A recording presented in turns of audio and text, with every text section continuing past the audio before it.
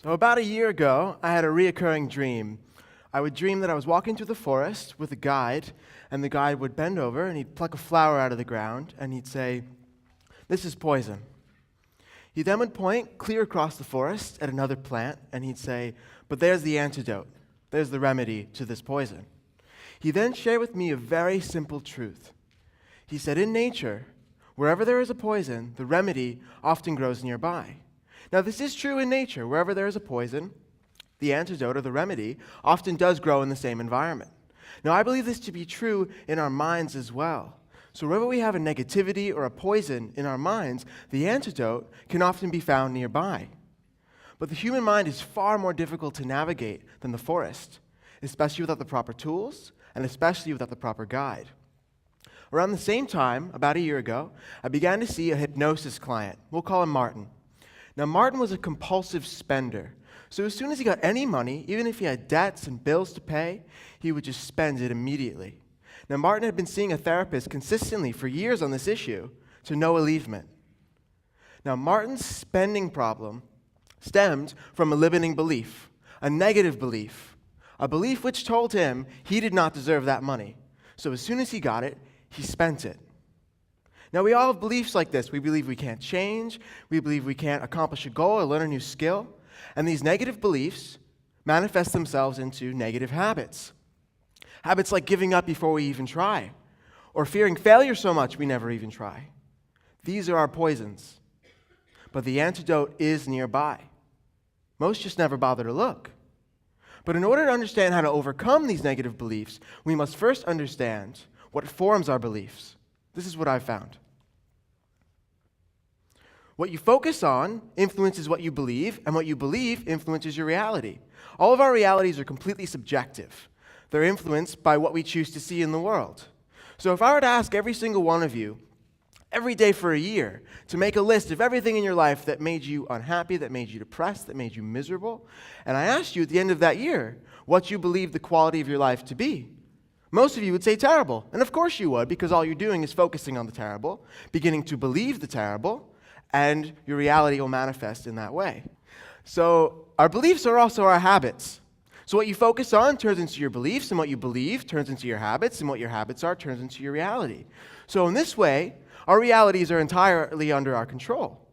But so often our beliefs and our habits become so deeply ingrained in us, it becomes nearly impossible to rewrite them, nearly impossible to change.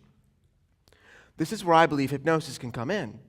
Hypnosis allows us to quickly and easily change our focus, change our beliefs, change our habits, and in turn change our realities.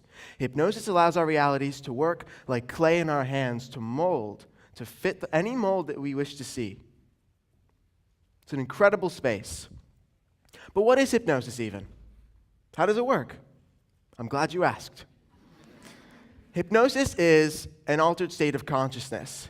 It dances that fine line between being awake and being asleep. You're not quite awake, but you're not fully asleep. You experience it almost every single night. Now, in scientific and medical studies of hypnosis, they found there are two parts of the brain that are active during hypnosis. The part that controls intense concentration and the part that controls intense relaxation. In further studies, they found the left hemisphere of the brain, the part of the brain that controls critical and analytical thinking, is less active, and the right hemisphere of the brain, the part of the brain that controls creativity, fluidity of thought, the subconscious mind, and dreaming is more active. So what does this mean? It means that hypnosis is a space where you're largely unhindered, you're relaxed, you're focused, you have creativity and fluidity of thought. So knowing all this, let's bring it back to Martin and his spending problem. Now, Martin's problem stemmed from a negative association with money. An association with money. So now, when he ever gets money, he has a negative feeling attached to it. So it's very difficult to remove associations. It's far easier to add associations. So you associate the feeling of comfort with your mom's chocolate chip cookies. But if I were to stand up here on stage and set off fireworks while eating chocolate chip cookies, you'd have a new association to cookies. The one about your mom would still be there, of course, but now you'd have a new one. So it's much easier to add associations. So that's what we did with Martin. Under the state of hypnosis, I added a third association for Martin. I added this, a clockwise spin. Really, really simple, literally this. Now, all we had to do is give him the proper hypnotic suggestions and do this. Reverse the spin. Literally, by reversing the spin and giving the proper hypnotic suggestions, we reverse engineered the emotion for Martin and literally reversed the emotion, reversed the feeling. So by adding a third association and then reversing the third association, we reverse the feeling. So now Martin associates money with good feelings. Now this is a very small, simple change, but it led to many bigger changes and many new beginnings in Martin's life.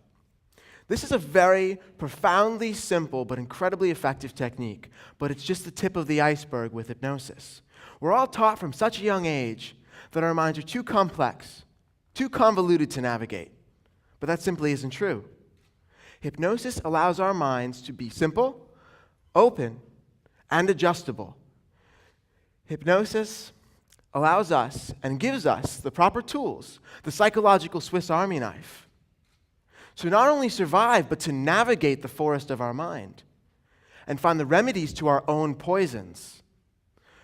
The quality of this life is determined by how well we control our own thoughts.